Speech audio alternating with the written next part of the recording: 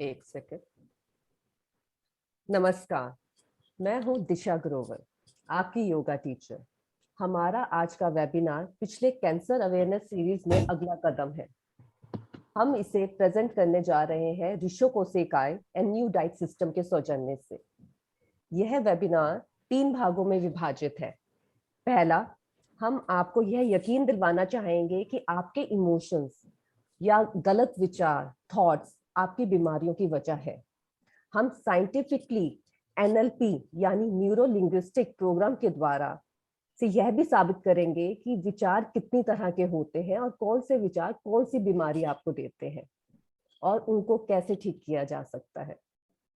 और लास्ट में आज का जो स्टार अट्रैक्शन है वह है एनएलपी की वह 3 एक्सरसाइजेस जो कि आपके प्रेजेंट, पास्ट और फ्यूचर को रिकंस्ट्रक्ट कर सकते हैं। तो चलिए शुरू करते हैं आज का वेबिनार, जो कि मिसेस सिमी हांडा द्वारा लिया जा रहा है। वह एक नेचुरोपैथ होने के साथ साथ लाइफ कोच भी है। तो ओवर टू सिमी जी, चलिए। हेलो ब्यूटीफुल पीपल, कैसे हैं आप सब। हमारा आज का सेशन है लाइफ स्किल्स यानी कि इमोशनल हीलिंग। क्या आप जानते हैं कि 99.9% हमारी बीमारियां साइकोसोमैटिक होती हैं। साइको यानी कि दिमाग और सोमा यानी कि शरीर। वो बीमारियां जो दिमाग से चलकर शरीर में आती हैं उन्हें साइकोसोमैटिक डिजीज कहा जाता है। जैसा कि मैंने आपको पिछले सेमिनार में बताया कि जब हम स्ट्रेस में होते हैं या एंजाइटी में होते हैं तब हमारा ब्रीदिंग इश्यूज शुरू हो जाते हैं, यानी कि हमारा सांस फूलने लगता है। एंजाइटी अटैक के अंदर हमें ब्रीदिंग इशू आने लगते हैं। बॉडी के सभी सेल्स बंद हो जाते हैं और होता यह है कि ऑक्सीजन सप्लाई उनमें रुक जाती है। इस समय आप अच्छे से अच्छा न्यूट्रिशन लें, अच्छे से अच्छी ऑक्सीजन सप्लाई लेने की कोशिश करें, लेकिन आपके बॉडी के सेल्स स्टार्व्ड रहते हैं और तभी पैदा होती हैं बीमारियां, खास तौर पे कैंसर। तो आगे चलते हैं। सबसे पहले हम बात करना चाहेंगे बुद्धा के 4 नोबल ट्रुथ्स की। बुद्धा का ज्ञान सबसे संक्षिप्त और सटीक ज्ञान रहा है। उन्होंने कहा कि दुख है तो दुख का कारण है, और अगर कारण है तो उसका निवारण भी है, और फिर एक ऐसी स्थिति भी है जहां दुख नहीं है। मैं भी आपको यही कहना चाहूंगी कि अगर बीमारी है तो फिर उसका कारण है, और अगर कारण है तो फिर उसका निवारण भी है, यानी कि आपके विचार। अगर आप इन विचारों को नेस्तनाबूद कर देंगे तो बीमारी जड़ से खत्म हो जाएगी। एक बात बताइए कि क्या आपने किसी ऐसे व्यक्ति को देखा है जो क्लास में फर्स्ट आता हो लेकिन उसने कभी पढ़ाई ना की हो? ऐसा हो ही नहीं सकता। क्यों? क्योंकि अगर आपने कुछ पाना है तो मेहनत तो करनी पड़ेगी, पर इंस्टेंट नूडल्स की तरह बीमारियों का इलाज हम 2 गोलियां खाकर पाने में रखते हैं, और शायद यही कारण है कि हमारी बीमारियां हमेशा हमेशा के लिए हमारे साथ हो लेती हैं। तो अगर आप अपनी बीमारियों को दूर करना चाहते हैं तो आपको इस पर कार्य करना ही होगा। तो चलिए आगे चलते हैं। तुझे क्या चाहिए है जिंदगी? हमने किसी से पूछा कि तुमने क्या चाहिए, तो उसने कहा कि अच्छी बीवी, अच्छा बच्चा, अच्छी नौकरी, अच्छी कार, अच्छा घर, वगैरह वगैरह। हैरानगी की बात यह है कि इस पूरी लिस्ट में कहीं ये नहीं था कि मैं अच्छा बन जाऊं।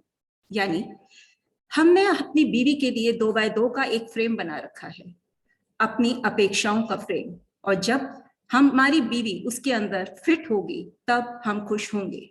मतलब ये पूरा अधिकार मेरी बीवी के पास है कि वो कब अच्छी हो और मुझे कब खुशी दे। पर ऐसा कभी होगा ही नहीं। जानते हैं क्यों? क्योंकि ऐसा ही 2x2 का एक फ्रेम मैंने अपने लिए भी तो तैयार किया है, और आज तक मैं चाहकर भी उसमें फिट नहीं हो पाई। मैं आज भी सोचती हूँ कि मैं और पतली हो जाऊं, मेरी स्किन और अच्छी हो जाए, मेरे बाल और अच्छे हो जाए, मेरी नेचर और अच्छी हो जाए। आज भी मुझे अपने भावनाओं पर काम करने की जरूरत महसूस होती है, यानी कि आज भी मैं अपनी अपेक्षाओं के अनुरूप नहीं बन पाई। तो फिर मैं कैसे उम्मीद करती हूँ कि दूसरे मेरी अपेक्षाओं के अनुरूप चले? ऐसा हो ही नहीं सकता। और जानते हैं ऐसा क्यों होता है? ऐसा इसलिए होता है कि बचपन से ही ये विचार हमारे अंदर डाल दिया गया, प्रतिरोपित कर दिया गया।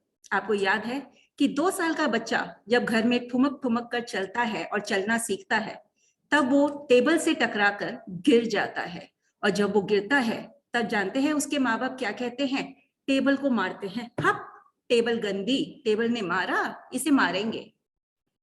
यानी कि आपने 1 साल के बच्चे के मन में ये डाल दिया कि तुझे जब भी चोट लगती है, जब भी दर्द होता है, वजह दूसरा ही होता है, तू खुद नहीं। और यही कारण है कि आज तक हम दूसरों के अंदर अपने दुखों का कारण और अपनी खुशियों का कारण ढूंढ रहे हैं। चलिए इस बात को समझने के लिए एक एग्जाम्पल देते हैं। एक अमेरिका में पॉलिटिकल फैमिली के अंदर एक बच्चा हुआ। वो बच्चा जब 21 साल का हुआ तो उसे लगा कि वो पूरी दुनिया की नियति बदल देगा। जब वो 31 का हुआ तो उसे लगा कि वो अमेरिका का प्रेसिडेंट बनेगा और अमेरिका को बदल देगा। जब वो 41 का हुआ तो उसे लगा कि वो अपनी कंट्री का, शहर का मेयर बनेगा और उसको बदल देगा। लेकिन जब वो 61 का हुआ तो उसे लगा कि वो अपने जिले को बदल देगा। लेकिन 71 का होने के बाद उसे ये एहसास हुआ कि काश मैं खुद को बदल लेता, क्योंकि वही मेरे हाथ में था और उसके आगे कुछ था ही नहीं। इसीलिए लाइफ एक फुल सर्कल है और इस बात को हमें समझने की बहुत ज्यादा जरूरत है। अकबर और बीरबल के बारे में सब जानते हैं, सबने उनके बारे में सुना है। तो चलिए एक छोटी सी कहानी से हम ये बताना चाहते हैं कि लाइफ में आप जो देते हैं वो आपके पास वापस जरूर आता है। एक बार दरबार लगा था और अकबर और बीरबल आपस में बहस कर रहे थे।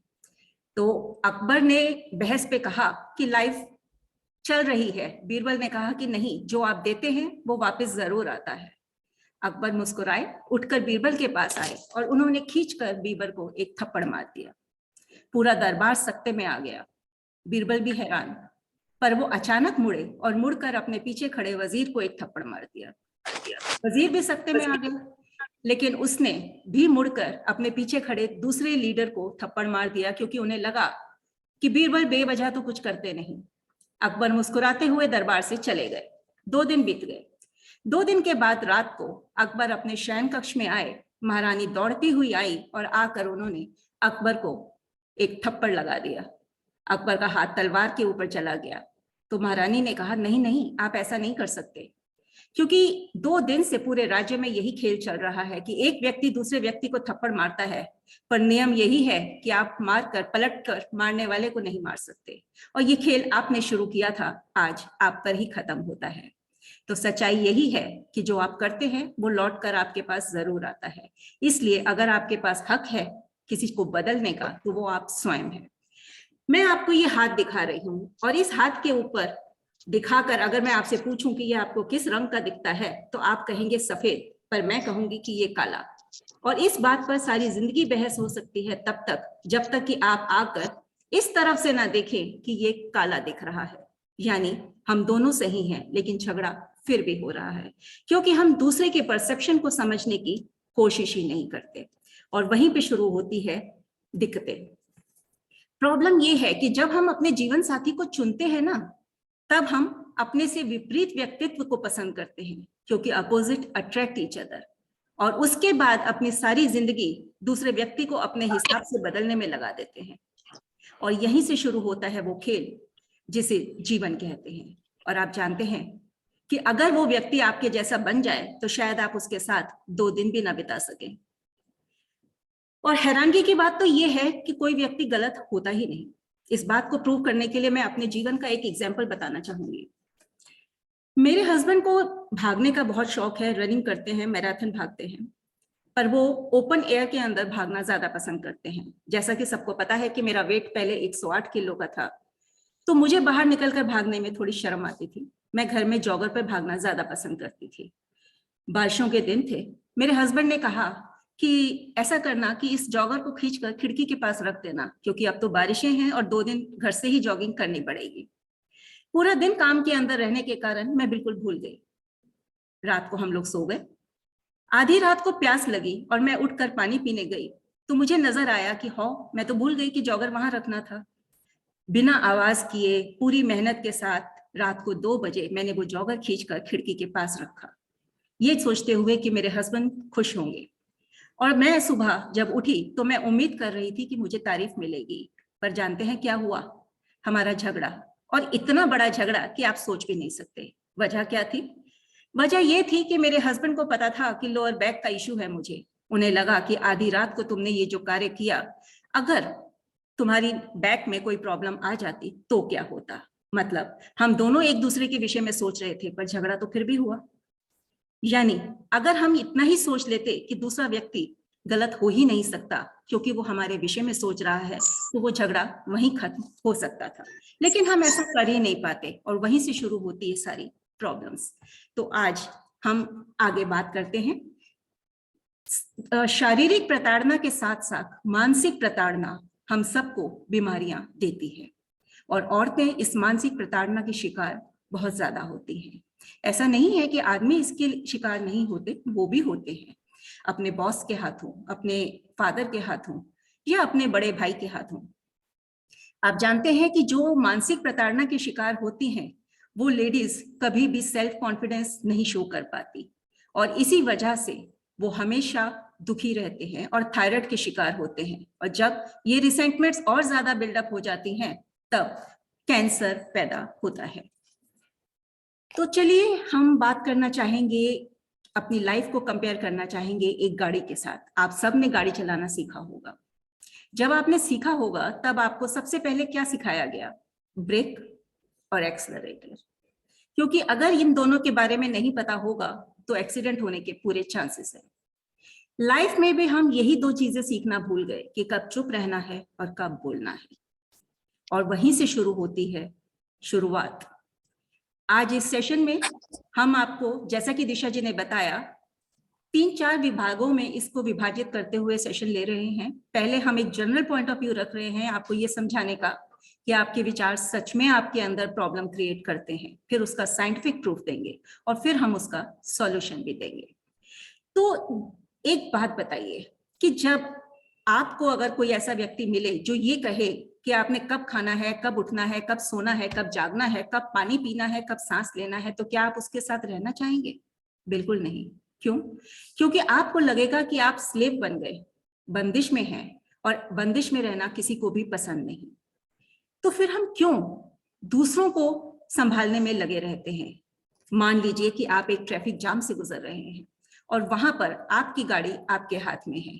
एक व्यक्ति शराब पी के चला रहा है, एक रॉन्ग साइड चला रहा है, एक गलत लेन के अंदर चला रहा है, लेकिन फिर भी आपकी गाड़ी आपके अपने हाथ में है और आप एक कुशल ड्राइवर हैं, गाड़ी को संभाल कर घर फिर भी ले आते हैं। तो फिर ऐसा आप जीवन में क्यों नहीं कर पाते? ऐसा करना सच में बहुत जरूरी है। तो जैसा कि पिछले सेमिनार में मैंने आपको बताया था कि बुफे ऑफ फूड होता है और उसके अंदर आपको राइट फूड चुनना होता है, उसी तरह से बुफे ऑफ थॉट्स भी होता है और आपको राइट थॉट्स चुनने होते हैं। नफरत और प्यार दोनों में 4 अक्षर हैं, यानी जीवन हमेशा 2-धारी तलवार की तरह होता है और आपने पॉजिटिव तरफ जाना है या नेगेटिव, ये हमेशा हमेशा आपके अपने हाथ में होता है कि आप क्या चुनते हैं। तो आइए हम साइंटिफिक प्रूफ की तरफ चलते हैं। लेबोवेट वॉशिंगटन के एक साइंटिस्ट हुए जिन्होंने रिसर्च की कि इमोशंस किस तरह से जरूरी होती हैं और इमोशंस किस तरह से आपके अंदर सभी बीमारियों का कारण बनती हैं और कैंसर का खास तौर पर कारण बनती हैं। उन्होंने क्या किया कि 2 बॉक्सेस तैयार किए और उन दोनों बॉक्सेस के अंदर चूहे रखे। बॉक्स नंबर 1 के अंदर उन्होंने एक लकड़ी का ब्रिज बना दिया और बॉक्स नंबर 2 में वो ब्रिज नहीं बनाया था। अब उन्होंने पूरा दिन थोड़ी थोड़ी देर के बाद हल्का हल्का करंट इन दोनों बॉक्सेस में पूरा टाइम प्रवाहित किया।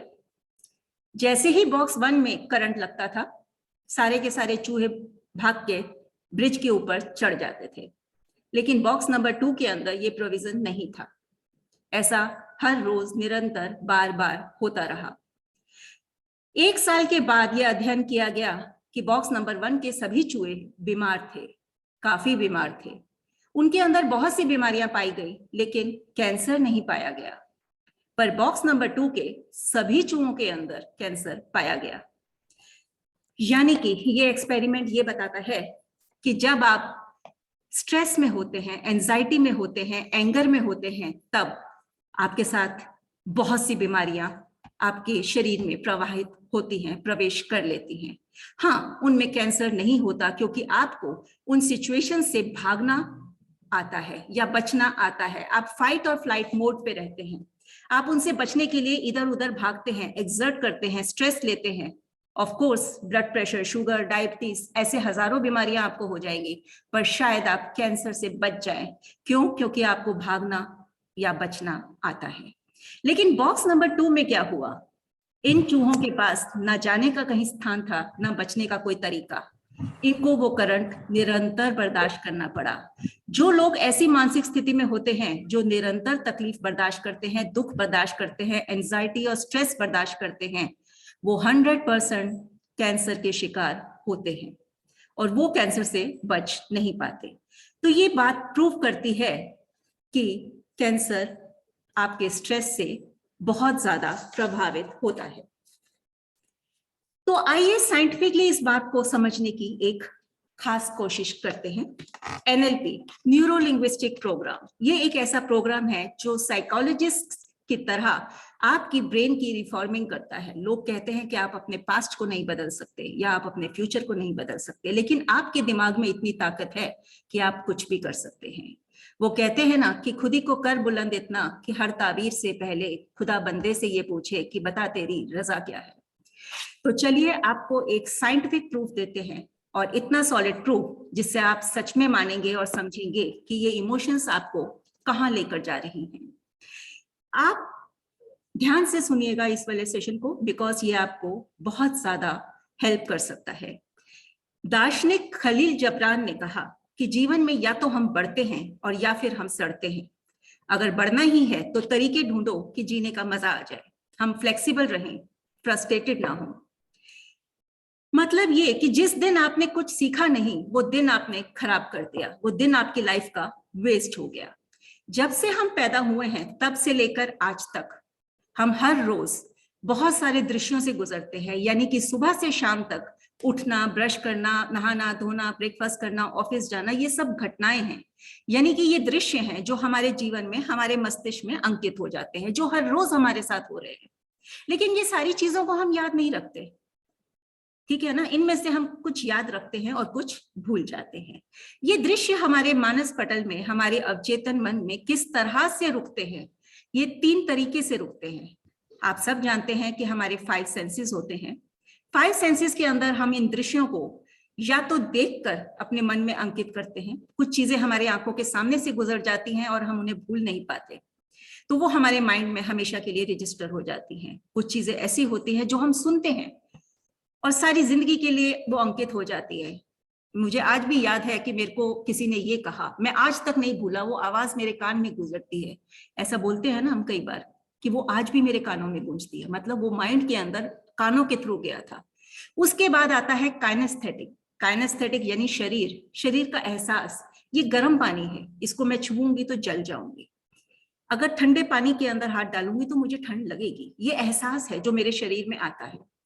बाकी के 2 सेंसेस भी हैं, टेस्ट और स्मेल, लेकिन वो हमारे विजुअल सेंस को या इवेंट्स को माइंड के अंदर स्टोर करने में काम नहीं करती हैं। अब आप कहेंगे कि क्यों नहीं करती हैं? देखिए, मान लीजिए कि आपको किसी जगह का शाही पनीर बहुत पसंद है, वो आपको स्वाद लगा, लेकिन आप दोबारा जब भी याद करेंगे तो आपको उस पनीर का टेस्ट नहीं आएगा।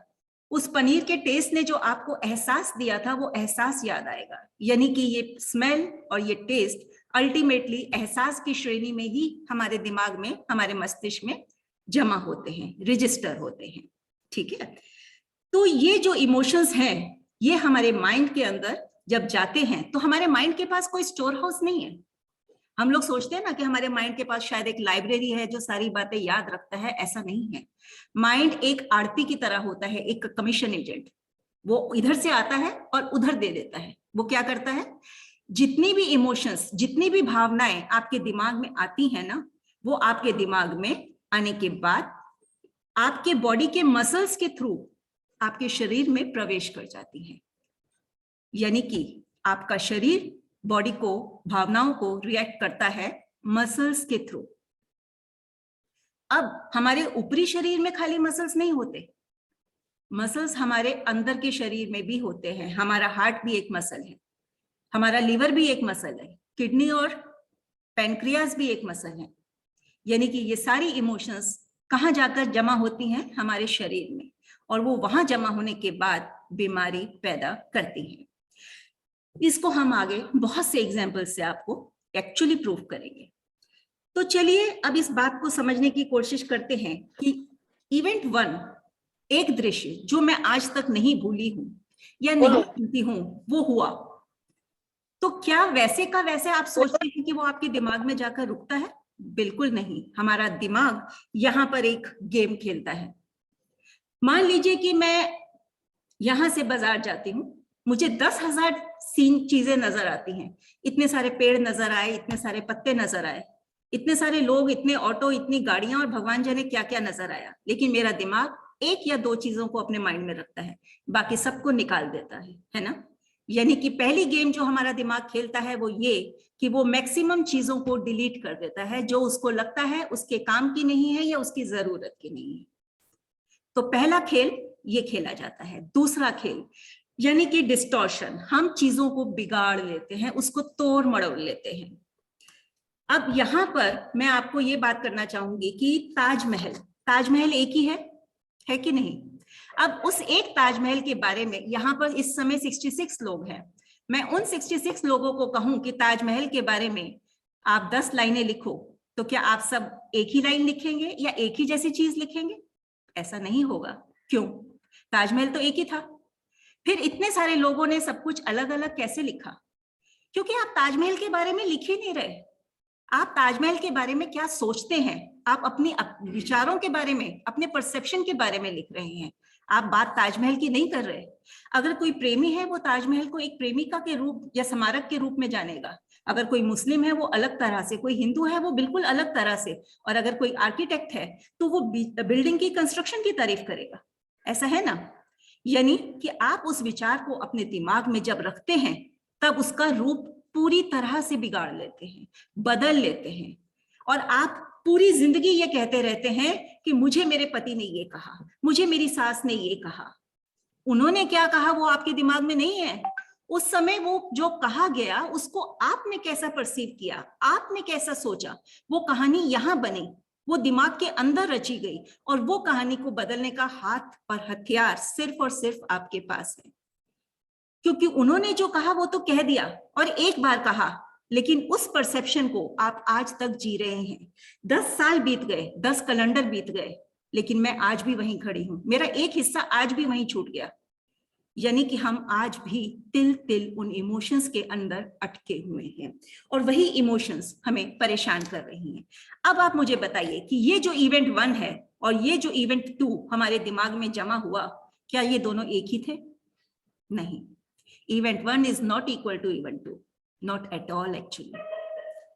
तो आपको ये बात समझने की जरूरत है कि जब भी हम इतनी सारी बातों को बार बार रिपीट करते हैं और सारी जिंदगी रिपीट करते हैं, मैं आज भी कहती हूँ, या मेरे हस्बैंड जब भी कभी बात लड़ाई शुरू होती है ना, तो वो हनीमून से चालू होते हैं कि तब तुमने ये कहा, उस समय ये कहा, उस समय ये कहा। मतलब वो आज भी यहाँ है, और वो यहाँ पर क्या है जो मैंने कहा था वो नहीं, वो कहने के बाद जो मुझे एहसास हुआ था, वो एहसास आज तक यहां रुका हुआ है, और वो एहसास आज भी बीमारी दे रहा है। तीसरी बात, जनरलाइज।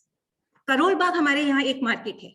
उस मार्केट के अंदर जाते हुए एक दिन मेरा पर्स चोरी हो गया। वो दिन और आज का दिन 5 साल हो चुके हैं। मैं जब करोल बाग जाती हूँ मेरा पर्स मेरे हाथ में ऐसे होता है। जितने लोग जाते हैं मैं सबको कहती हूँ वहां चोरी होती है, ध्यान रखना। मतलब मैंने जनरलाइज कर दिया कि वहां पर जाकर चोरी होती है।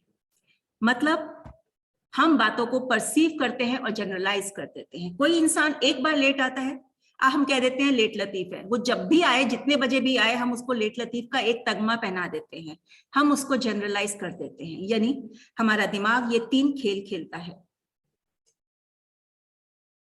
और अब क्या होता है, ये जो इवेंट 2 हमारे दिमाग ने पैदा किया, ये हमारी मानसिक दशा तैयार करता है। अब वो मानसिक दशा पॉजिटिव भी हो सकती है और नेगेटिव भी हो सकती है। अगर पॉजिटिव होगी तो हमारे में खुशी नजर आएगी, हैप्पीनेस नजर आएगी, कॉन्फिडेंस नजर आएगा, जॉय नजर आएगा, और सबसे बढ़कर सेहत नजर आएगी। हमारे शक्ल पे, चेहरे पर झलकेगी वो सेहत। और वहीं पर अगर वो स्टेट नेगेटिव है, तो यहाँ पर दुख नजर आएगा, कंफ्यूजन नजर आएगा, फ्रस्ट्रेशन नजर आएगी, गुस्सा नजर आएगा, ब्लड प्रेशर बढ़ जाएगा, हार्ट अटैक आने के चांसेस है, हार्ट रेट बढ़ेगा, कॉन्स्टिपेशन होगा। अभी हमने गाड़ी की बात की थी कि ब्रेक और एक्सेलरेटर, यानी कि पॉजिटिव स्टेट ब्रेक का काम करती है, बढ़ा हुआ ब्लड प्रेशर कम कर देगी, आपको रिलैक्स कर देगी, और ये अनरिसोर्सफुल स्टेट, मानसिक दशा आपके अंदर एक्सेलरेटर का काम करती है, ब्लड प्रेशर बढ़ जाएगा, कॉन्स्टिपेशन बढ़ जाएगा, डायबिटीज बढ़ जाएगा, सब कुछ बढ़ता चला जाएगा। अब ये दोनों ही पॉजिटिव हो या नेगेटिव, आपकी बॉडी उसमें रिस्पॉन्ड जरूर करती है। मतलब वो रिस्पांस वर्बल भी हो सकता है और नॉन वर्बल भी। एक बच्चे ने कोई शरारत की और आपने उसे खींचकर एक थप्पड़ चल दिया, ठीक है, ये था वर्बल रिस्पॉन्स। मेरी सास ने कुछ कहा और मैंने उसको जवाब दे दिया, ये था वर्बल रिस्पॉन्स जो हमने बोल दिया। अब ये बोलते ही क्या हुआ, रिश्ते डैमेज हुए। लेकिन नॉन वर्बल रिस्पॉन्स जो नहीं बोला, अंदर से शरीर डैमेज हुआ। इसका ये मतलब नहीं है कि बोलने से कुछ नहीं होगा या नहीं बोलने से नहीं, गुस्सा आना या इस तरह के विचार आना वो अपने आप में एक प्रॉब्लम क्रिएट कर रहे हैं। हो सकता है बॉक्स 1 के चूहे की तरह कैंसर ना हो, लेकिन कोई और बीमारी तो हो ही सकती है जिसके अंदर वेट गेन सबसे इंपॉर्टेंट है। Please mute. तो अब हम इसको 2 तरह के एग्जाम्पल से आपको प्रूव कर देंगे। मान लीजिए कि आपके सामने दरवाजे के अंदर अचानक एक टाइगर आ गया। अब एक शेर को देखकर आपको क्या एहसास होता है? आप सकते में आ जाएंगे, शरीर हिलने की ताकत नहीं रखेगा, ब्लड प्रेशर एकदम से बढ़ जाएगा, हार्ट रेट इमीडिएटली बढ़ गया, आपकी इम्यूनिटी डाउन, आपका मेटाबॉलिज्म हैम्पर, और ये सब कुछ आप महसूस कर पा रहे हैं। आपको पसीना आने लगा, ब्लड प्रेशर, दिल धड़क रहा है, आपको अपनी आवाज सुनाई दे रही है दिल के धड़कने की, ठंडा पसीना आ रहा है, पैर कांप रहे हैं, आप में ताकत ही नहीं हो रही कि आप उठ के भाग जाए। ये महसूस कर पा रहे हैं? अगर आप ये महसूस कर पा रहे हैं तो ये वो चीजें हैं जो आपके विजिबल बाहर के मसल्स में नजर आई। उन मसल्स का क्या, उन हजारों केमिकल्स का क्या जो लिवर ने, पैंक्रियास ने बर्दाश्त किए, उसका क्या जो हार्ट ने और किडनी ने बर्दाश्त किए, उसका क्या। और होगा क्या कि जब कुछ सालों के बाद बीमारी आती है तो हम कहते हैं हम तो खा भी अच्छा रहे थे, पी भी अच्छा रहे थे, एक्सरसाइज भी कर रहे थे, सब कुछ कर रहे थे, पता नहीं बीमार क्यों हो गए। हमने सोचा ही नहीं कि हम हर रोज कितना अपने आप को खत्म कर रहे हैं। और इमेजिन करिए कि ये आपके साथ हर रोज सुबह शाम निरंतर सालों से हो रहा है, तो अंदर से शरीर का क्या हाल होगा। ये सिचुएशंस आ रही हैं, इनको दूर करने के तरीके हम आपको आज बताएंगे, और ये इस तरह के तरीके हैं जिसका 100% रिजल्ट मिलता है। अब बात यह है कि जब आपको ये कहा जाता है कि दिमाग में एक घटना है, एक मेमोरी है, मेरी एक हुई याद है जो मेरे दिमाग में बसी हुई है, और उस याद को मैं जब भी आंखें बंद करती हूँ वो मेरे सामने आ जाती है, तो जब भी आप आंख बंद कर कर उस याद को महसूस करेंगे तो आप 3-4 चीजें देखेंगे। एक, अगर वो याद ब्राइट कलर्स में होगी, मतलब बहुत ब्राइट कलर्स के अंदर होगी। दूसरा, उसकी आवाज आपको बहुत क्लियर सुनाई देगी। तीसरा, उस पूरे सीन के अंदर आप जरूर होंगे, क्योंकि इंसान वही चीज याद रखता है जिसके अंदर वो इन्वॉल्व हो। दूसरों के साथ की हुई चीजें तो भूल जाता है, दूसरों को कितना दुख दिया वो कहाँ याद रहता है, याद तो हमको कितना दुख मिला वो रहता है ना, तो वो रहेगा। दूसरा, वो मूविंग होगी, हिलती हुई नजर आएगी, यहां से वहां चलते हुए दिखेंगे, स्टिल फोटोग्राफ्स नहीं होंगे। अब जितनी गहरी संवेदना उतना ही गहरा उसका शरीर के ऊपर असर, इस बात को ध्यान रखिए। और ये 3 इश्यूज हो सकते हैं बस, या तो पास्ट के, या प्रेजेंट के, या फ्यूचर के, और तो कुछ है ही नहीं। जो भी है बस ये 3 घड़ी, यही है ना। तो ये 3 इश्यूज आपको बीमारी दे रहे हैं। अब अगर आप में से किसी के अंदर कोई भी हेल्थ इश्यू है तो ये 100% श्योर है कि इन 3 पास्ट, प्रेजेंट, फ्यूचर का कोई एक इंसिडेंट तो यहां पड़ा है, मतलब एक मरा हुआ चूहा तो कहीं है। अब आप अच्छा बंगला ले लीजिए, अच्छा डीओ लगा लीजिए, अच्छी शर्ट पहन लीजिए, पैसा कमा लीजिए या कुछ भी कर लीजिए, पर आप जब भी घर में आएंगे बदबू तो जरूर आएगी, और उस बदबू को दूर करना आपके अपने हाथ में है। लोगों को अस्थमा होता है तो वो कहते हैं ब्रीदिंग इशू है। क्या आप जानते हैं कि अस्थमा सांस लेने की बीमारी नहीं है, सांस छोड़ने की बीमारी है। सांस आता तो सबको बराबर है, ऑक्सीजन सबको यूनिवर्स इक्वल देता है, लेकिन शरीर छोड़ नहीं पाता, रिलीज नहीं कर पाता, तब अस्थमा होता है। यानी कहीं ना कहीं ब्लॉकेज है, कहीं ना कहीं रोका हुआ है अपने आप को, कहीं ना कहीं कुछ ऐसा है जो रुक गया है, जीवन का एक हिस्सा है जो वहीं ठहरा हुआ है, पता नहीं कितने कैलेंडर बीत गए, आपको उसको दूर करने की जरूरत है। अब विजुअलाइजेशन या इस इंसिडेंट को याद कैसे करना है, चलिए एक छोटी सी एक्सरसाइज करते हैं।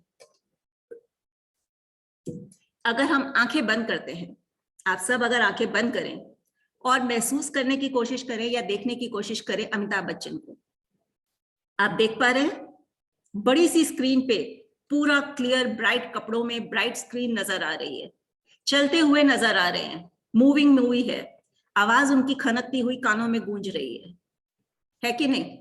क्यों? क्योंकि स्क्रीन पे रोज देखते हैं, हमें आदत है। अब एक काम आप कीजिए, आप सब जानते हैं आपने इस समय क्या पहन रखा है। इमीडिएटली अपनी आंखें बंद कीजिए और महसूस करने की कोशिश कीजिए कि क्या आप अपने आप को इमेजिन कर पाएंगे? आप नहीं कर पाएंगे। और अगर कोई व्यक्ति कर पा रहा है तो वो अपनी उस फोटोग्राफ को इमेजिन करेगा जो उसने शायद डीपी पे लगा रखी है या कहीं और लगा रखी है, क्योंकि उसकी वो फोटो अच्छी आई थी। अपने आप से हमारी इतनी दूरी है, और स्पेसिफिकली कैंसर पेशेंट्स तो अपने आप को कभी इमेजिन कर ही नहीं सकते, क्योंकि अपने आप से रिश्ता तोड़ चुके हैं वो, उनके वो फ्यूचर नजर ही नहीं आता, वो अपने आप को देख ही नहीं रहे हैं।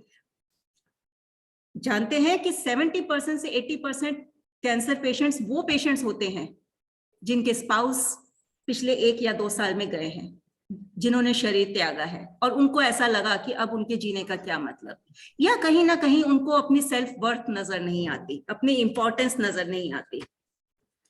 तो हम इन सब चीजों को ठीक करने के लिए सबसे इंपॉर्टेंट काम ये है कि आपको खुश रहना इंपॉर्टेंट है, आपका हंसना बहुत इंपॉर्टेंट है। जितना हंसेंगे, जितना खुश रहेंगे, उतना आप हेल्दी होते चले जाएंगे। और इसको ट्राई करने के लिए आप एक काम कर सकते हैं, जो भी डायबिटीज पेशेंट है यहाँ पर या ब्लड प्रेशर के पेशेंट्स हैं, कोई एक व्यक्ति, कोई एक जानवर, कोई एक फूल, कोई एक पौधा, कुछ भी ले लीजिए और कुछ दिन उसको निस्वार्थ जी भर कर प्यार कीजिए, प्यार दीजिए। चाहे किसी पेट को दीजिए, चाहे किसी जानवर को ही खाना खिलाइए। जितना प्यार करते जाएंगे उतना बीमारी, उतना डायबिटीज की रीडिंग कम होती जाएगी, और जितना किसी के साथ घृणा पालेंगे उतनी ही वो बढ़ती जाएगी। और आपने देखा होगा कि आप जब स्ट्रेस में होते हैं, जब काम का प्रेशर होता है, डायबिटीज की रीडिंग बढ़ने लगती है, ब्लड प्रेशर की रीडिंग बढ़ने लगती है। अपने ऑर्गन्स से बात कीजिए, मेडिटेशन कीजिए, बात कीजिए, अपने आप से रिश्ता बनाइए। शीशे में देखकर एक बार खुद को आई लव यू कहने की कोशिश कीजिए, क्योंकि हमने सारी दुनिया की केयर की लेकिन अपने आप को नहीं देखा, और यही कारण बना बीमारियों का। तो चलिए आगे चलते हैं और जानने की कोशिश करते हैं थॉट्स कितने तरह के होते हैं। मेनली देखा जाए तो 7 टाइप्स ऑफ थॉट्स होते हैं। पहला होता है टॉक्सिक थॉट। टॉक्सिक थॉट कौन सी होती है? टॉक्सिक थॉट वो टॉक्स जिनके अंदर इतनी एनर्जी होती है जो आपको एजिटेट कर देती है, जो आपको हिला देती है, जैसे कि गुस्सा, depression, guilt, anxiety, jealous, fear of, feeling of rejection, आपको रिजेक्ट किया जाता है, कोई आपकी बात नहीं सुनता, हर जगह आपको रिजेक्ट किया जाता है। ये सारी की सारी फीलिंग आपकी बॉडी में कॉर्टिसोल हार्मोन क्रिएट करती है। और कॉर्टिसोल क्या करता है? बेसिकली स्ट्रेस क्रिएट करने से वो आपके ऑर्गन्स के अंदर, बॉडी के अंदर सभी सेल्स का मुंह कॉन्ट्रैक्ट करने लगता है। जैसे जैसे मुंह कॉन्ट्रैक्ट होता जाता है, ऑक्सीजन सप्लाई बंद होने लगती है, न्यूट्रिशन सप्लाई बंद होने लगती है, और जब वो न्यूट्रिशन सप्लाई बंद होती है, आप बीमारियों के शिकार होने लगते हैं। इसके बाद इसका एक और एग्जाम्पल हम देते हैं। जैसे कि आप मान लीजिए कि एक बच्चा पढ़ रहा है और माँ उसको पढ़ा रही है। उसने एक बार गलती की, माँ ने डांटा, 2 बार गलती की, माँ ने डांटा, तीसरी बार उसने गलती की और माँ ने थप्पड़ खींच के लगा दिया। अब ये जरूरी नहीं है कि बच्चे ने कुछ इतनी बड़ी बात की थी, हो सकता है बॉस ने डांटा हो सकता है सास ने डांटा हो सकता है एंजाइटी हो, रिजेक्शन हो या रिसेंटमेंट हो। बच्चा सिर्फ एक मौका बन गया, एक स्टिमुलेंट बन गया, और सारा गुस्सा उस बेचारे पे निकल गया। बाहर निकला रिश्ते का नुकसान और अंदर रुका तो शरीर का नुकसान। नुकसान तो दोनों तरफ से हुआ। इसके बाद बारी आती है नेगेटिव थॉट्स की। हो सकता है मैं फेल हो जाऊं, हो सकता है मैं बीमार हो जाऊं, कहीं जा रही हूं तो मेरा एक्सीडेंट ना हो जाए, कहीं जा रही हूं तो कोई प्रॉब्लम ना आ जाए। ऐसा बार बार होता है हमारे साथ और हम कहते हैं ये तो नॉर्मल है, क्योंकि नेगेटिव थॉट आज नॉर्मल बन चुकी है। आप लोगों ने महाभारत सीरियल देखा होगा, वहां देखा होगा कि आंख बंद करते थे और भगवान का आवाहन हो जाता था, होता था ना। आज हम मेडिटेशन की कोशिश करते हैं तो भी नहीं कर पाते। उस समय वो नॉर्मल था, आज वो नॉर्मल नहीं है। मुझे अपना बचपन याद है, मैं खेल के आती थी, टीवी चल रहा होता था, छोटा सा घर होता था, सारे लोग, सब पूरी फैमिली बैठी है, फुल वॉल्यूम पे टीवी चल रहा है और उन सबके बीच में आकर सोफे पे मैं सो जाती थी या कारपेट पे मैं सो जाती थी और मुझे पता भी नहीं लगता था, मैं इतनी बेखबर होकर सोती थी।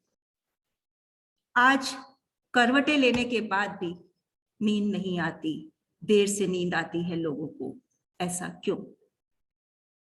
ये नॉर्मल है, सबके साथ हो रहा है। ब्लड प्रेशर तो सबका ज्यादा होगा, ये नॉर्मल है। नॉर्मल कुछ भी नहीं है, इसको नॉर्मल हम बनाते जा रहे हैं। क्यों? क्योंकि हम बदलना नहीं चाहते। क्यों? क्योंकि इंस्टेंट नूडल्स का जमाना है। हमें लगता है कि हम क्यों इतनी मेहनत करें, हम डाइट ले रहे हैं, हम ठीक हो जाएंगे। डाइट के ऊपर भी तो आज बड़ी मुश्किल से जाकर लोग मुड़ना शुरू हुए हैं। उससे पहले तो वो सिर्फ और सिर्फ मेडिसिन पर ही विश्वास रखते रहे हैं, पर आज जाकर उनको ये समझ आया है कि डाइट किस तरह के चमत्कार करती है और उन चमत्कारों को देख रहे हैं।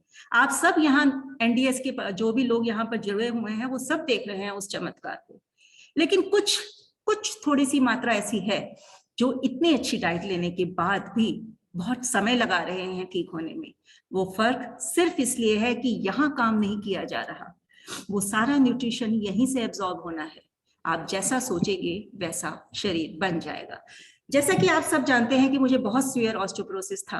34 की एज में मुझे ये कहा गया था कि सारी जिंदगी आप बिस्तर पे रहेंगे और -6.4 ऑस्टियोपोरोसिस होने के बावजूद आज मैं मैराथन भागती हूँ और मेरा ऑस्टियोपोरोसिस ठीक हो चुका है। डॉक्टर्स नहीं मानते, वो कहते हैं या तो वो रिपोर्ट गलत थी और या ये रिपोर्ट गलत है। बट ऐसा हुआ तो कैसे हुआ? जानते हैं कैसे? जब मैं वॉक करती थी, जब मैं रनिंग करती थी ना, तो मैं ये विजुअलाइज करती थी कि जो जमीन है उसका सीमेंट, उसका तारकोल उछल उछल कर मेरी पीठ के ऊपर चिपक रहा है, वज्र का बना रहा है उसको। मेरी विजुअलाइजेशन में वो ताकत अपने आप आ गई, क्योंकि कहते हैं ना कि जब तुम किसी चीज को शिद्दत से चाहो तो पूरी कायनात उसे तुम्हारे हवाले कर देती है। तो तुम्हें अपनी सेहत को भी उतनी ही शिद्दत से चाहना होगा, क्योंकि अगर कुछ पाना है तो मेहनत तो करनी पड़ेगी। इसके बाद बारी आती है वेस्ट थॉट की। वेस्ट थॉट कौन से होते हैं? चलते चलते एडवर्टाइजमेंट पढ़ने लगना, गॉसिप। गॉसिप में कितना मजा आता है ना, जब हम बैठते हैं किसी की बुराई करते हैं, तेरी मेरी करते हैं तो कितना अच्छा लगता है। जानते हैं क्यों? कई कारण हैं। पहला कारण तो मुझे ये लगता है कि हमें कहीं ना कहीं अपनी सेल्फ ईगो ऊपर नजर आने लगती है। ये महसूस होने लगता है कि जिसकी बुराई कर रहा हूं वो मेरे से छोटा है या मेरे से खराब है, मैं उससे ज्यादा बेटर हूं। दूसरा, कहीं ना कहीं मैं ये बात से अपने आप को सेटिस्फाई करने की कोशिश करता हूँ कि सब में ही कोई ना कोई कमी होती है। अब हम ये कहें कि हम इसका मतलब बैठे ना हर टाइम काम की बातें करें, भाई रिलैक्स करने को भी तो मन करता है, गप्पे मारने को भी तो मन करता है, हम क्यों ना करें ये waste thought. But waste thought को कंस्ट्रक्टिव बनाया जा सकता है। मोदी ने ये कहा, केजरीवाल ने ये किया, कहना कितना आसान है, क्योंकि यहां पर सिर्फ 2 तोले की जबान हिल रही है, आपका कोई कंट्रीब्यूशन नहीं है। मेरी बीवी अच्छी हो बोलना कितना आसान है, इसको थोड़ा सा चेंज कीजिए। मेरा रिश्ता कितना अच्छा हो, मेरा रिश्ता अगर अच्छा होगा तो काम दोनों को करना पड़ेगा, आपको भी और आपकी बीवी को भी। कुछ करने का पर जरूरत हो, कुछ करने का इनिशिएटिव लेना इंपॉर्टेंट है। केजरीवाल या मोदी को क्रिटिसाइज करना बहुत आसान काम है, क्योंकि वहां आपको कुछ नहीं करना, आप उतने स्ट्रेस में नहीं है, आप पूरे देश को नहीं चला रहे हैं। लेकिन खुद कुछ करना पड़े तो बहुत प्रॉब्लम है कि नहीं? तो वेस्ट थॉट को थोड़ा सा कंस्ट्रक्टिव बनाना है, जस्ट थोड़ा सा। प्रॉब्लम्स को डिस्कस करने की जगह सॉल्यूशंस को डिस्कस करना है कि मेरी लाइफ में ये प्रॉब्लम आई तो मैंने ऐसे डील किया। हो सकता है दूसरे की लाइफ में वो आगे चलकर प्रॉब्लम आए और आपको उसका सॉल्यूशन मिल जाए। आपने समय भी लगाया, लेकिन अगर उसका कोई सॉल्यूशन आपने नहीं बताया तो आगे चलकर किसको लाभ होने वाला है उसका? किसी को भी नहीं। और सबसे बड़ी बात, कुछ भी ना हो यार, आप अपना शरीर तो संभालो। आपको आपकी जो हार्मोन्स कॉर्टिसोल वगैरह जो रिलीज हो रहे हैं और आपको जो बीमारी दे रहे हैं, उसका क्या? शरीर तो मेरा अपना है। वो कहते हैं ना कि गालिब यही गलती मैं बार बार करता रहा, धूल चेहरे पे थी और आईना साफ करता रहा। मैं सारी जिंदगी दूसरों को सुधारने में निकाल दी, लेकिन अपनी तरफ ध्यान ही नहीं दिया।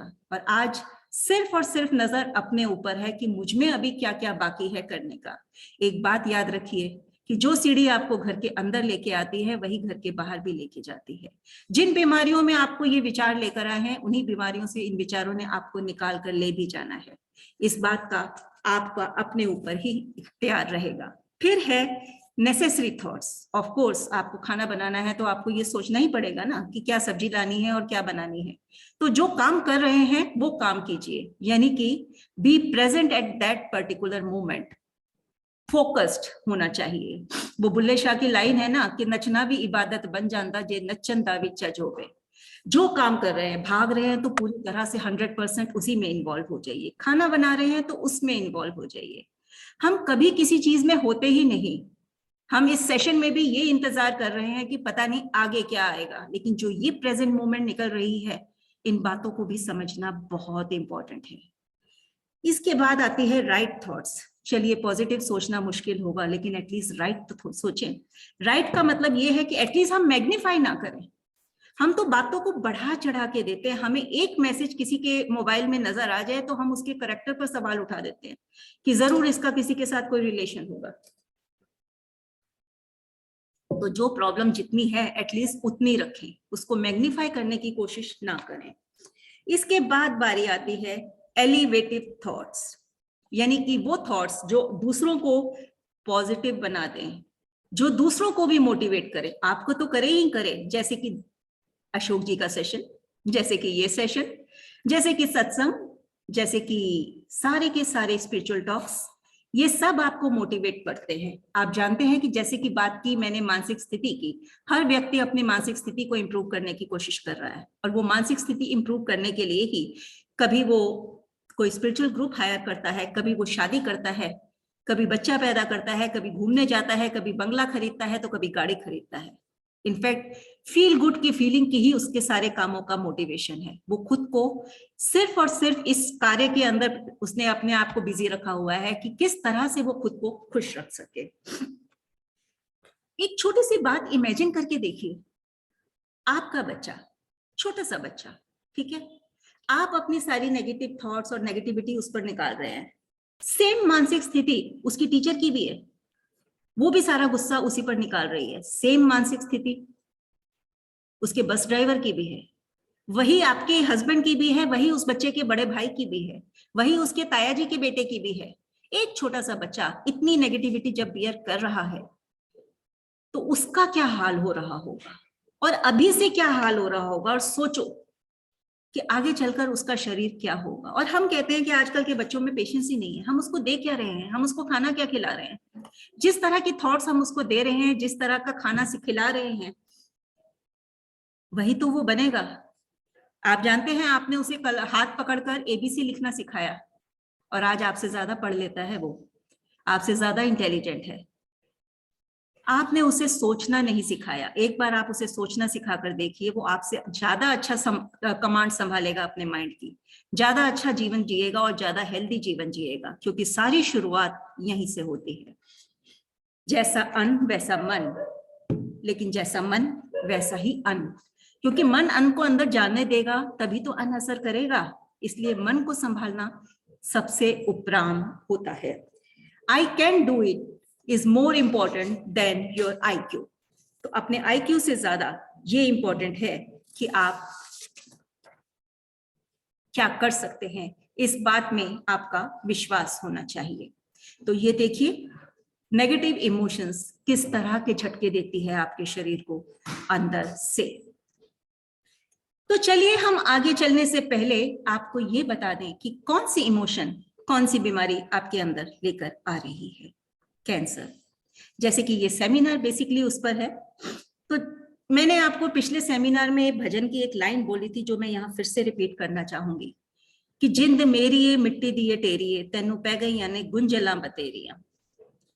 वो गुंजले, वो रिसेंटमेंट्स, वो डीप हर्ट, वो चोट, वो जख्म जो मैंने शरीर पर या मन पर खाए, वो आज भी रिस रहे हैं।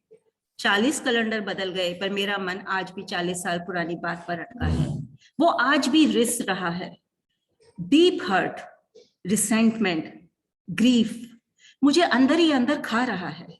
मैं जीना ही नहीं चाहती क्योंकि मुझे लगता है मैं इस लायक ही नहीं हूँ। बहुत सी डिसअपॉइंटमेंट है, जीवन से कोई उम्मीद नहीं बची, होपलेसनेस है, पुरानी बातों के ऊपर रुकी हुई हूँ, आंसू रुके पड़े हैं। वो कहते हैं ना कि थोड़ा सा हंस लूं क्या, डर लगता है जग कहीं रूठ ना जाए। एक रियलिटी बता रही हूँ कि जब मुझे कैंसर हुआ तो वो मेरी इमोशनल स्टेट कुछ ऐसी स्टेट थी कि जब मैं पार्क में जाती थी और वो एक होता है ना लाफिंग एक्सरसाइजेस पार्क में जो हाथ ऊपर कर करके जोर जोर से हंसने की एक एक्सरसाइज करते हैं, जब भी वो एक्सरसाइज करवाई जाती थी मैं हंसने की जगह रोने लगती थी। आई डोंट नो क्यों मेरे आंसू निकल आते थे। मतलब इतना दर्द अंदर भरा हुआ था जो मैं कहीं निकाल नहीं पा रही थी। शायद उस चूहे की तरह जो हर रोज करंट खा रहा है लेकिन उसके पास बचने की और भागने की जगह नहीं। किससे करंट खा रहा है? लोग नहीं दे रहे करंट, आपका अपना दिमाग दे रहा है, आपका परसेप्शन दे रहा है। खाली गिलास या भरा गिलास वो आप ही तो सोच रहे हैं कि ये गिलास खाली है कि भरा है ना? तो ये आपका परसेप्शन है। जिस सारी की सारी चीज कंट्रोल यहां से हो रही है और यहीं से बदली जा सकती है क्योंकि आपकी ब्रेन के पास स्टोर हाउस नहीं है। वो आपके बॉडी के अंदर मसल्स के थ्रू इमोशंस भेज देता है और आपकी बॉडी, आपके मसल्स उस स्ट्रेस को स्टोर करते हैं बीमारी के रूप में। तो संभाल लीजिए इससे पहले कि बहुत देर हो जाए। ट्यूमर, पुरानी बातें जो मैं आज भी अपने अंदर से निकाल नहीं पाई, ट्यूमर फॉर्म हो जाता है। डायबिटीज, काश ऐसा होता, काश वैसा होता, ये होता तो वो होता। पूरी सृष्टि को संभाल के कंट्रोल कर लेने की इच्छा डायबिटीज पैदा करती है। बहुत गहरा दुख, कोई मिठास बची नहीं जिंदगी की। ये शुगर की बीमारी नहीं है, ये लिवर का इशू है। ये लिवर है जो अफेक्टेड हो गया, जिसने आपके मेटाबॉलिज्म को खराब कर दिया। सिर्फ किसी से प्यार करना शुरू कर दीजिए, प्यार की कमी में ये हो रहा है।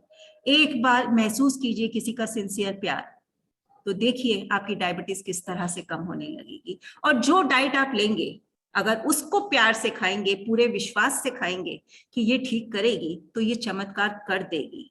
-6.5 ऑस्टियोपोरोसिस एंड -1.7 ऑस्टियोपीनिया। डॉक्टर्स भी इस बात को मानते नहीं हैं कि ये चमत्कार न्यू डाइट सिस्टम से, इमोशनल हीलिंग से हुआ है। अब आगे बात करते हैं फैट और वेट इश्यूज की। ओवर सेंसिटिविटी, मैं दुनिया को देखना ही नहीं चाहती। नीड ऑफ प्रोटेक्शन, मुझे लगता है कि मैं इनसिक्योर हूं, मैं अपने ऊपर प्रोटेक्शन की लेयर्स ओढ़ना चाहती हूँ। डर है कि मेरा छुपा हुआ गुस्सा दिख ना जाए। रेजिस्टेंस है, मैं लोगों को माफ नहीं कर पा रही, अपनी ही भावनाओं से भाग रही हूँ, मानती ही नहीं कि मेरे अंदर कोई कमी है। ये सब लेयर्स के रूप में मेरे शरीर के ऊपर चढ़ने लगता है। आपको मालूम है जब आपकी बाजू ज्यादा मोटी होती है तो इसका मतलब आपके प्यार को कहीं ठुकराया गया था, तो वो आपका डिनाइड लव अंदर स्टोर्ड है। अगर पेरेंट्स के लिए कुछ अंदर एंगर है तो आपके हिप्स के ऊपर ज्यादा मांस इकट्ठा होता है। बचपन का कोई चाइल्डहुड इशू है तो थाइस के ऊपर होता है। गैस कई लोगों को बहुत ज्यादा होती है तो अनडाइजेस्टेड आइडियाज, उन लोगों को दूसरों की बातें हजम ही नहीं होती हैं। इनफैक्ट ये आपकी बॉडी शो करती है, वो आपकी बॉडी हिडन दिखाती है। तो इनफैक्ट ये जो गैस्ट्राइटिस है एक्चुअली प्रोलॉन्ग अनसर्टेनिटी है आपके लाइफ की।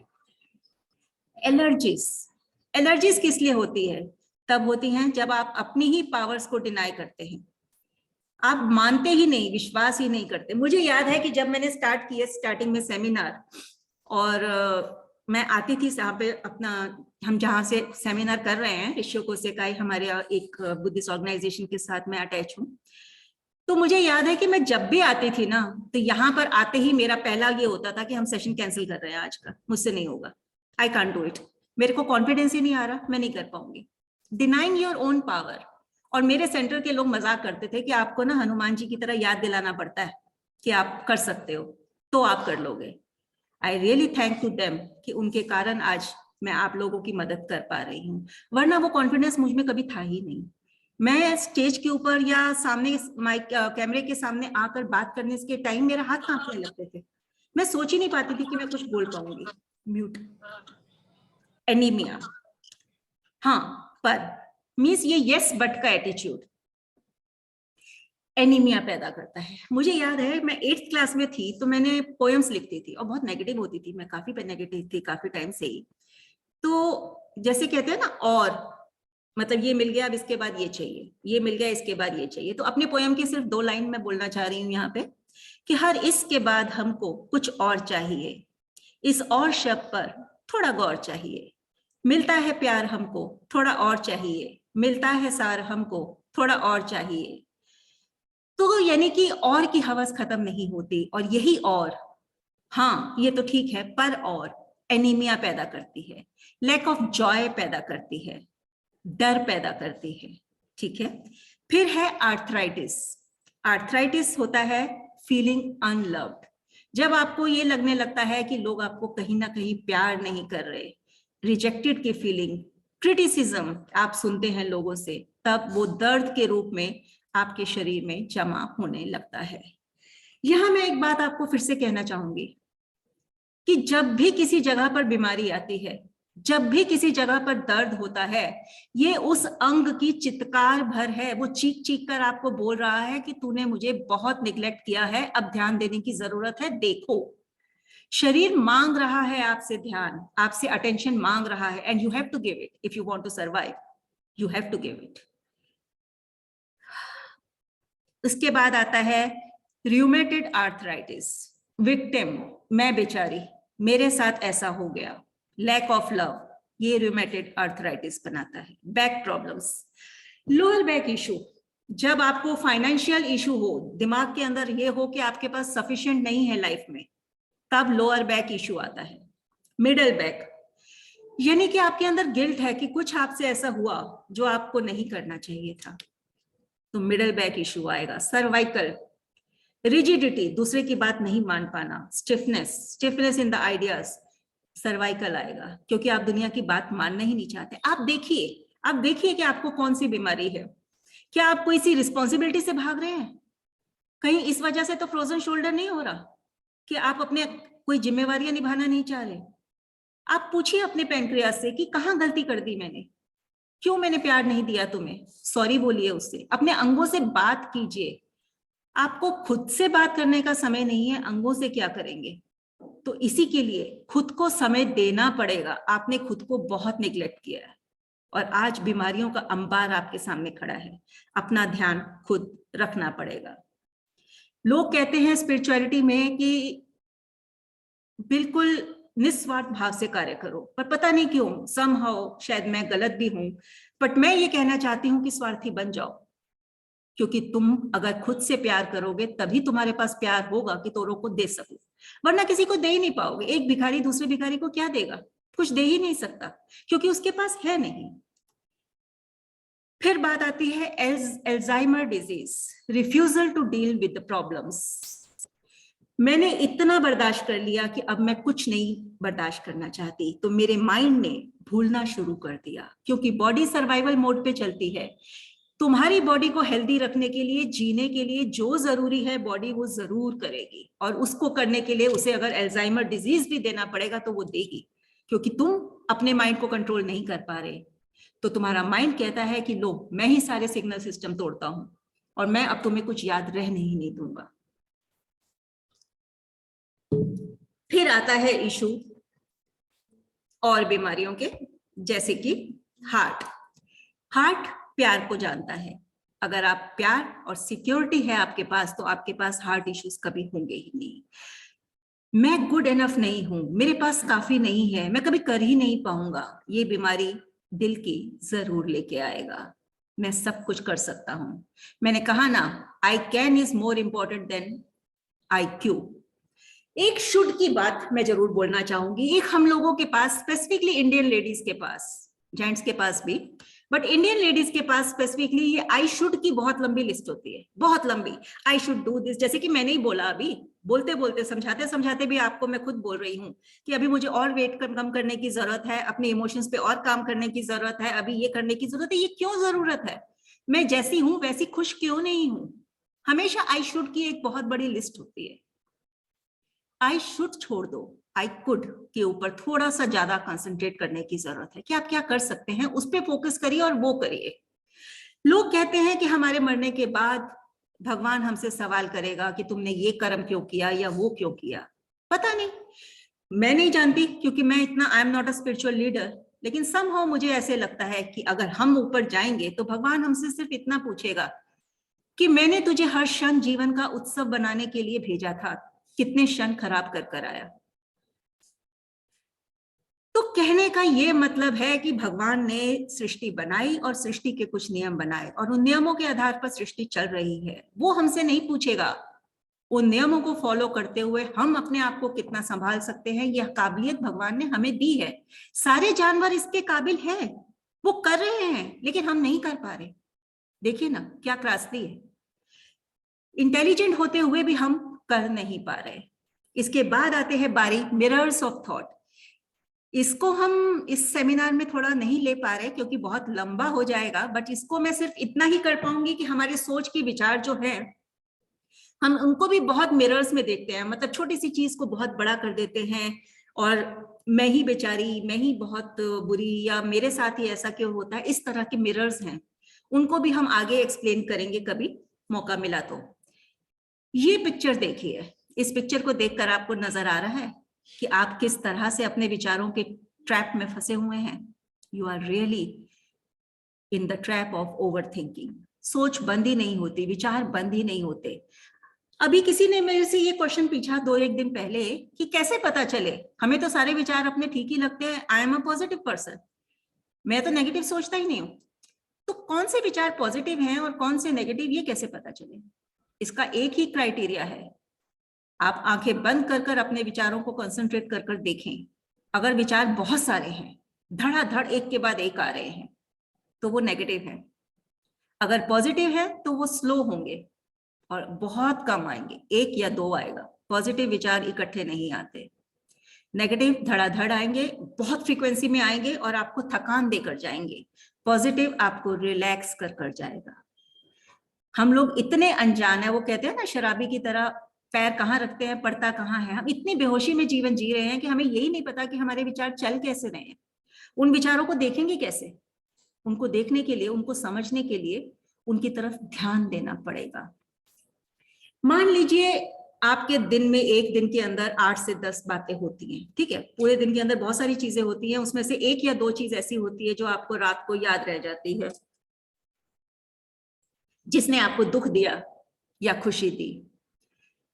आप हमेशा वैसे ही रिएक्ट करेंगे जैसे आपको आदत है। अगर आप हाइपर रहते हैं तो गुस्से में आप रिएक्ट करेंगे, आपको कभी समझ नहीं आएगा। जितना मर्जी आप पॉजिटिव थॉट सुन लीजिए, आपको कभी नहीं समझ आएगा कि उस मौके पे जब लोहा गर्म था तब अपने में पेशेंस कैसे रखना था। उस मौके पर आप सिर्फ और सिर्फ इतना कर पाएंगे कि आपको रिएक्शन निकल जाएगा। लेकिन कब ये कर पाएंगे? ये तब कर पाएंगे जब आप बिल्कुल शांत सिचुएशन में हैं, यानी कि रात को जब आप बैठे हुए हैं। तब इमेजिन कीजिए वो 1 या 2 घटनाएं जो पूरे दिन में हुई और जिसने आपको डिस्टर्ब किया या आपको गुस्सा दिलाया। मान लीजिए कि किसी बच्चे पर आपको गुस्सा आया था। अब उस गुस्सा करने के बाद आपको इस समय, इतना लंबा टाइम बीत गया, इस समय कैसी फीलिंग हो रही है? अगर गिल्टी लग रहा है, बुरा लग रहा है या कुछ लग रहा है, तो इसका मतलब आपने गलत रिएक्शन दिया, ये आपका मन भी जानता है।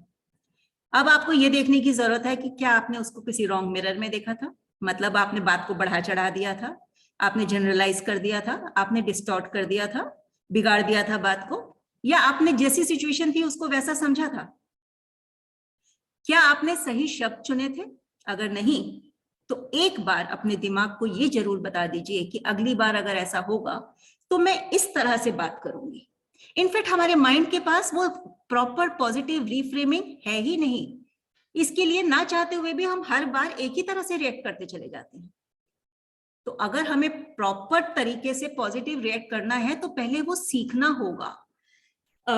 जैसे कि दिशा जी योगा टीचर हैं या मैं मैराथन रनर हूं, जैसे मुझे 10 से 15 किलोमीटर 20 किलोमीटर डेली चलने में भी कोई प्रॉब्लम नहीं होती। मान लीजिए कि आप में से कोई एक है जो दिन में 2 किलोमीटर भी नहीं चलता, जो सब्जी लेने जाने के लिए भी कहता है कि हम गाड़ी में ही चलते हैं, उस व्यक्ति को मैं साथ ले लूं और मैं उसको 4 किलोमीटर चला लूं, तो अगले दिन क्या होगा?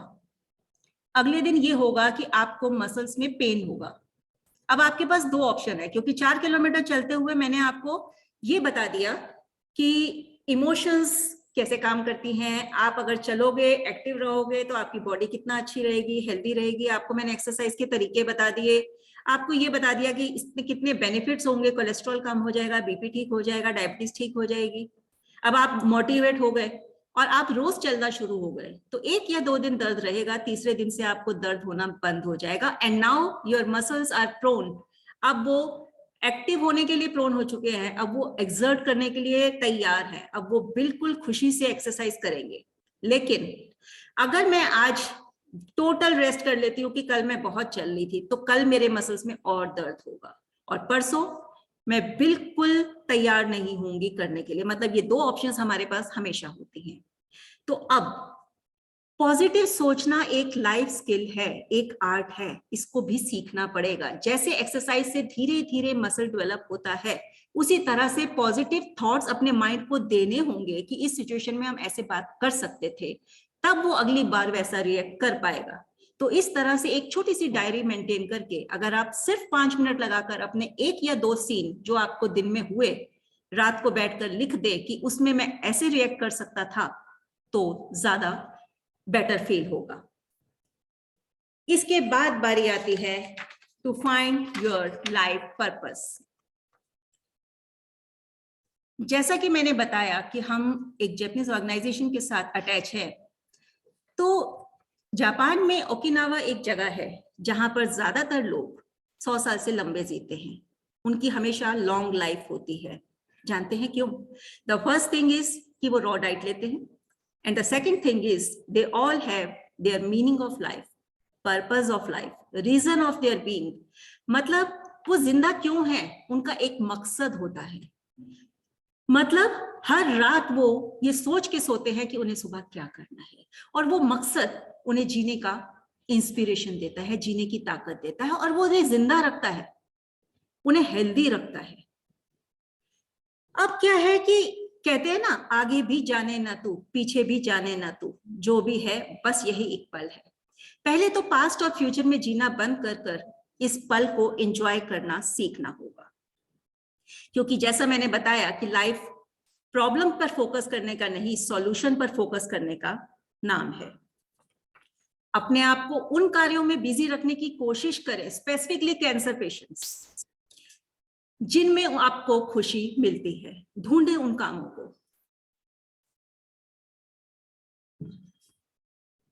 अब ये बात है कि स्लो डाउन कैसे करना है लाइफ में। स्लो डाउन करने के लिए सबसे पहले तो फोकस अपने अंदर लेके जाना है, बाहर से। दुनिया में लोगों को बदलने की जगह खुद को बदलने की कोशिश शुरू करनी है। कैसे? आपको कैसे पता लगे कि आपको क्या पसंद है? मैंने अभी कल परसों ही किसी के घर में गई थी, परमजीत जी हैं यहाँ पे, उनके पास गई थी, तो मैंने उनके पास किसी कैंसर पेशेंट से बात हो रही थी। उनको मैंने कहा कि वो चीजें करो जो आपको बहुत अच्छी लगती है या पसंद है, तो उनके हस्बैंड बोल पड़े कि इनको खुद ही नहीं पता कि इनको क्या पसंद है। लोग नहीं जानते क्योंकि इतना टाइम ही नहीं मिला। अगर आप नौकरी करते हैं तो क्या आप एक्साइटेड होते हैं कि सुबह उठकर मुझे नौकरी पे जाना है? अगर आप एक्साइटेड होते हैं तो जो काम आप कर रहे हैं वो आपको पसंद है। क्या आप इमोशनली अटैच है उसके साथ कि मैं जाऊंगा, मैं करूंगा और आज मैंने ये करना है जाकर? अगर आप हैं तो you are the lucky one. Normally ऐसा कम किस्मत वाले लोगों के साथ हो पाता है। पर अगर ऐसा नहीं है तो भी आपको ऐसी किसी हॉबी के बारे में ढूंढना है जिसको करने के लिए आप एक्साइटेड होते हैं। जैसे कि मेरे हस्बैंड है, उनको सुबह यही एक्साइटमेंट होता है कि अब मैंने उठना है, भागना है, रनिंग करनी है और योगा करना है। वो बहुत ज्यादा हेल्थ फ्रीक है। मतलब सुबह नींद ही ये सोच, रात को सोते भी ये सोच कर रहे हैं कि भाई मुझे सुबह इतने बजे उठना है, क्योंकि वो उनका पैशन है। तो अपने अंदर कोई एक ऐसी हॉबी डेवलप करो जो आपको सच में बहुत पसंद है। अब ये है कि हॉबी भी डेवलप करने के लिए कई बार ये पता ही नहीं होता कि मैं किस चीज में अच्छा हूं, what you are good at. तो इसके लिए एक चीज समझने की कोशिश करो, आपके पास ज्यादातर लोग कौन सी चीज के लिए एडवाइस लेने आते हैं? आप खाना बहुत अच्छा बनाते हैं, आपसे रेसिपी पूछने आते हैं। आप डांस के स्टेप बहुत अच्छे करते हैं, वो पूछने आते हैं। क्या करते हैं आप? आपसे हेल्थ टिप्स लेने आते हैं कि आपकी डाइट अच्छी है या आपका हेल्थ अच्छी है। कुछ ना कुछ ऐसा होगा जिसके लिए लोग आपके पास एडवाइस करने आ रहे हैं, लेने के लिए आ रहे हैं। वो ऐसी चीज है जिसमें आप सच में बहुत अच्छी हैं। आपको उस चीज को अपना पैशन बनाना होगा। कोई ऐसी चीज चुनिए जो इसकी दुनिया को जरूरत है। अगर दुनिया को जरूरत जिन चीजों की है, उस तरफ उस चीज को आप अपना पैशन बना लेंगे, अपनी इकिगाई बना लेंगे, तो पूरा यूनिवर्स आपको मदद करने के लिए तैयार हो जाएगा। वो कहते हैं ना कि जिस चीज को शिद्दत से चाहो पूरी कायनात उसे तुम्हें देने के लिए लग जाती है। तो अगर कोई ऐसी चीज है जिससे सोसाइटी का भला होता है, तो वो चीज आपको जरूरत से ज्यादा एनर्जी देगी। लंबा जीना इंपॉर्टेंट नहीं है, लंबा जीने से ज्यादा ये इंपॉर्टेंट है कि आप खुश कितना रहते हैं। खुश रहिए और अपनी बीमारियों को संभालिए। अब हम बात करते हैं कि किस तरह से आप अपने थॉट्स को एलिवेट कर सकते हैं। सबसे पहले तो 5 प्राकृतिक तत्व आपको एनर्जी देते हैं, the 5 main elements of your body. Sunlight, पानी, हवा, ये चीजें एक बेसिक है, बेसिक चीजें हैं जो आपको चाहिए और जो आपको एनर्जी देंगे, और वो आपके मूड को हमेशा एलिवेट करेंगे। कभी भी अंधेरे में मत बैठिए। सुबह की सनशाइन इंपॉर्टेंट है, लेकिन इसके बावजूद कमरे के अंदर हमेशा पर्दे हटा के रखिए और सनलाइट और हवा आने दीजिए। ये आपके नेगेटिव थॉट्स को कम करती चलेगी। आपकी मूड को एलिवेट करने के लिए मेडिटेशन बेस्ट तरीका है। बहुत से लोग ऐसे हैं जो मेडिटेट नहीं करना जानते और करना चाहते भी नहीं है। वो मैंने कहा ना कि दूसरों की कमियां देखने की हमें इतनी आदत पड़ गई है कि जब हम आंख बंद करते हैं ना तो अपनी कमियां हमें डरा देती हैं। तो मेडिटेट करना कई बार बहुत मुश्किल होता है। अब आगे हम जो सॉल्यूशंस की बात करने वाले हैं, और आज का जो स्टार करेक्टर है कि आपको 3 एक्सरसाइजेस बताने वाले हैं जिससे आप पास्ट, प्रेजेंट और फ्यूचर को रिफॉर्म कर सकते हैं। तो वो करने के लिए आपको विजुअलाइजेशन की जरूरत होगी, और वो विजुअलाइजेशन ज्यादा बेटर है। मेडिटेशन नहीं करके विजुअलाइजेशन करें। लेकिन अब विजुअलाइजेशन क्या होती है? कोई ये सोच सकता है कि इसका मतलब हम सपने देखें। सपने वो होते हैं जो आप सोते समय देखते हैं, जिसका ऊपर आपका कोई कंट्रोल नहीं है। वो कुछ भी आएगा, कोई भी सपना आता चला जाएगा, ठीक है ना, आपका उसके ऊपर कोई कंट्रोल नहीं है। उसमें आप होंगे कि नहीं होंगे पता नहीं, ठीक है। लेकिन जो विजुअलाइजेशन है वो आपके कंट्रोल में होगी। आप क्या चाहते हैं, अपनी इच्छा को, अपनी चाहत को उसमें रखेंगे। आप उसमें ब्राइट कलर्स में देखेंगे, अच्छे साउंड में देखेंगे और उसे महसूस करेंगे। और जिस चीज को आप महसूस करते हैं वो चीज हो जाती है। अगर आप शराब, सिगरेट या किसी भी तरह का व्यसन करते हैं, या फिर आप जंक फूड खाते हैं, दूध लेते हैं, एनडीएस के हिसाब से डाइट नहीं लेते, तो उन चीजों को रोकना जरूरी है। कुछ भी अच्छा जरूर करें। नहाएं, जब भी स्ट्रेस में हो एक अच्छा सा बात ले, और हो सके तो एप्सम सॉल्ट डाल के दें, तो तब आप ज्यादा बेटर महसूस करेंगे। और सबसे बड़ी बात जो मैंने बोली कि खुश रहें, हंसें, मुस्कुराएं, अपने शरीर के ऑर्गन से बात करें। जहां बीमारी है उस शरीर से बात करें और उसको कहें कि अगर मैंने कोई कष्ट दिया है तो आई एम रियली सॉरी। वो कहते हैं ना, कुछ इस तरह से जिंदगी आसान कर ली मैंने, किसी से माफी मांग ली और किसी को माफ कर दिया मैंने। तो इस बोझ को फ्री हो जाओ, कर दो, क्योंकि ये किसी और के लिए नहीं, तुम्हारे लिए है। पॉजिटिव एफर्मेशन से इंपॉर्टेंट है। अपने फीलिंग्स को लिखिए, अच्छे गाने सुनिए, हो सके तो पुरानी फोटोग्राफ्स देखिए, अच्छे ब्राइट कपड़े पहनिए, स्पा लीजिए, peppermint, lavender, lemon, rosemary, jasmine, cinnamon, ये सारे हमारे देसी चीजें हैं, इनको खुशबू लीजिए। ये सब आपके मूड को एलिवेट करते हैं। अच्छी बिल्डिंग्स देखिए, ऊपर चले जाइए छत पे और पूरी सृष्टि देखिए और एक बार उसको गुनगुना के बोल दीजिए कि ये कौन चित्रकार है। जिसने ये बनाया है उसकी थोड़ी सी तारीफ कर दीजिए, थोड़ा सा ग्रेटिट्यूड कर दीजिए कि पूरी की पूरी सृष्टि आपके लिए रची है उसने। किसी को गले लगाइए और हो सके तो खुद से प्यार कीजिए, हो सके तो खुद को गले लगाइए, डांस कीजिए, आर्टिफिशियल स्वीटनर्स बिल्कुल बंद कर दीजिए। कौन से खाने ऐसे हैं जो आपके मूड को एलिवेट करते हैं? फ्लैक्स सीड, पम्पकिन सीड, अखरोट, बनाना, पियर।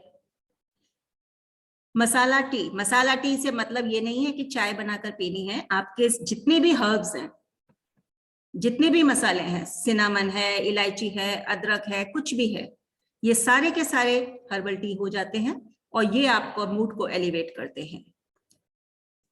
हरी सब्जियां, नट्स और फ्रूट्स। और कौन से ऐसे खाने हैं जो आपको दुखी और डिप्रेस करते हैं? White bread, coffee, T, alcohol, ice cream, artificial sweeteners. अब आप कहेंगे कि अल्कोहल, आइसक्रीम और कॉफी, टी तो हमको मूड को अच्छा कर देते हैं। नहीं, वो थोड़ी देर के लिए अच्छा करते हैं, लेकिन लॉन्ग रन में आपको काफी डिप्रेस कर देते हैं। अब बात करते हैं एक्सरसाइजेस की। मैंने आपको बताया कि हमारे पास 3 ही इश्यूज हैं, पास्ट, प्रेजेंट एंड फ्यूचर। तो पास्ट किसी ना किसी घटना के रॉक पे, किसी ना किसी स्मृति के तौर पर आपके दिमाग में है। अगर आपको लगता है कि कोई ऐसी चीज है जो आपको काफी दुखी करती है, काफी तंग करती है, जैसे कि मैं अपने लिए ही बात करूं तो मैं ये कहूंगी कि मुझे अपनी मम्मी की डेथ नहीं भूलती, मुझे काफी ट्रॉमा रहता है उसका और मैं बार बार उसे याद करने की कोशिश करती हूँ। तो कहने का ये मतलब है, मैं जब भी आंख बंद करूंगी तो वो सीन मुझे नजर आता है, मुझे नजर आता है ब्राइट कलर्स के अंदर कि सामने सब कुछ हो रहा है और क्या मैं फील कर रही हूँ, लोग आसपास क्या बातें कर रहे हैं और मुझे कैसा महसूस हो रहा है। और ये सीन मुझे दर्द देता है। अब इस दर्द को अगर मैं 10 में से 10 नंबर देती हूँ, अगर इसे मैं 10 में से 10 नंबर देती हूँ, ये तीनों एक्सरसाइज बहुत ध्यान से सुनिएगा। तो मैं इमेजिन कीजिए कि एक कांच की दीवार है, इस दीवार के पीछे ये जो सामने स्क्रीन पे टेलीविजन है, ऐसा पुराना टेलीविजन पड़ा है। अब उस पूरे सीन को इस टेलीविजन पर मैं फिर से देखती हूं और मैं ये महसूस करती हूं कि ये जो है मेरा रिमोट है टीवी का। मैंने वो पूरा सीन इस टीवी पे देखा, अब मैंने रिमोट दबाया और मैंने ये महसूस किया कि मैंने इसको म्यूट कर दिया। अब वो पूरे सीन को मैं बिना आवाज के देखूंगी। इसके बाद मैंने इसको ब्लैक एंड व्हाइट कर दिया। अब उस पूरे सीन को मैं एक बार फिर से तीसरी बार देखूंगी ब्लैक एंड व्हाइट पिक्चर्स के अंदर। इसके बाद ये दूसरा टीवी का स्क्रीन नजर आ रहा है जिसमें डिस्टरबेंस है। जी हाँ, याद है जब हमारा एरियर हिलता था और वो टीवी खराब हो जाता था तो कैसा टीवी आता था। अब इमेजिन कीजिए उस पूरे सीन को कि ना उसमें आवाज है ना उसमें रंग है और टीवी की स्क्रीन ऐसे है और मैं पूरा सीन याद करने की कोशिश करती हूँ। यकीन मानिए आप सीन को दोबारा याद नहीं कर पाएंगे तरीके से। और अगर पहली बार आपने उसको 10 में से 10 नंबर दिए थे अपने दर्द को, ये 3 बार करने के बाद चौथी बार आप 10 में से 5 पे पहुंच गए होंगे।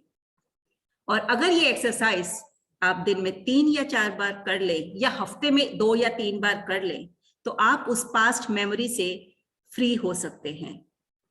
ऐसा नहीं है कि आपकी याददाश्त चली जाएगी और आप उसे भूल जाएंगे, नहीं, लेकिन आपके शरीर के मसल्स से उसका कनेक्शन टूट जाएगा। यानी कि अब वो सीन आपको याद रहेगा, वो घटना आपके अवचेतन मन में रहेगी, लेकिन वो आपको तकलीफ नहीं देगी, दर्द नहीं देगी। और उससे रिलेटेड अगर कोई बीमारी आपकी बॉडी या किसी ऑर्गन के अंदर है तो अब वो आपको तकलीफ नहीं देगी। आप अपने पास्ट को रीफ्रेम कर सकते हैं। इसके बाद बारी आती है प्रेजेंट की। चलो पास्ट में मेरे पास कुछ नहीं था, लेकिन अब मेरे साथ बहुत सारी प्रॉब्लम्स हैं। मान लो अब मेरी हेल्थ इश्यूज ऐसी हैं, अब मुझे ये बीमारी हो गई है, अब मैं कैसे अपने आप को ठीक करूं। इमेजिन कीजिए कि आपके सामने एक बबल है और उस बबल के अंदर आप हैं। आप इधर भी हैं और उस बबल में भी हैं। बबल के अंदर आप हैं अदर यू की फॉर्म में। इस अदर यू को, यानी कि बबल वाले इंसान को, आप उस रूप में देखिए जैसा आप चाहते हैं। टोटली हेल्दी, बिल्कुल भी बिना किसी बीमारी के। मैं पतला होना चाहती हूं तो पतला, मैं सुंदर होना चाहती हूं तो सुंदर, मैं अच्छे रिश्ते चाहती हूं तो अच्छे रिश्ते रखते हुए। और उसके बाद ये महसूस करिए अपने प्रियजनों को, जैसे कि मेरे हस्बैंड के या बच्चों के या मम्मी पापा की आवाजें, चाहे वो इस दुनिया में नहीं भी हो लोग,